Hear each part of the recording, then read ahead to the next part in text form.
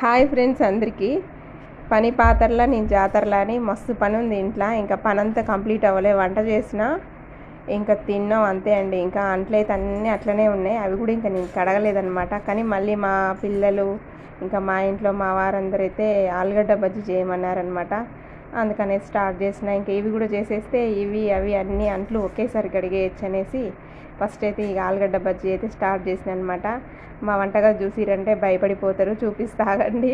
ఇంకా భయపడకుండా ఉండే వాళ్ళైతే చూడండి, అంత గజిబిజిగా ఉంది. ఇక ఈ ఆలుగడ్డ బజ్జీలు అయిపోయినాక మంచిగా బండంతా ఫస్ట్ మంచిగా తడి క్లాత్ పెట్టి మొత్తం దుడిచేసి మొత్తం నీట్గా చేసి అంట్లయితే తప్పకుండా తోమేస్తానండి. మంచిగా ఫ్రెష్గా ఉండాలన్నమాట వంటగది. ఇంకా పని చేసేటప్పుడు ఇట్లనే ఉంటుంది తప్పకుండా.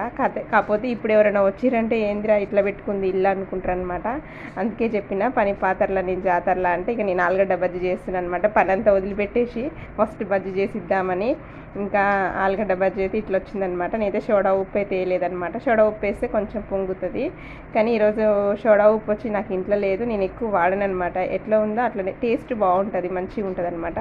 ఇంకా సోడా ఉప్పు వేయకపోయినా ఇంకా బజ్జీలు అయితే ఇంకా మంచిగా వేయంగానే కదపకుండా ఇట్లా కొంచెం మంచిగా పెట్టాలన్నమాట. కొంచెం గట్టిపడ్డాక కదిపితే మనకి మంచిగా షేప్ అనేది మంచిగా వస్తుంది. ఆ తర్వాత కొంచెం పిండిని అయితే ఆనియన్స్ రింగ్స్ కూడా వేస్తున్నా.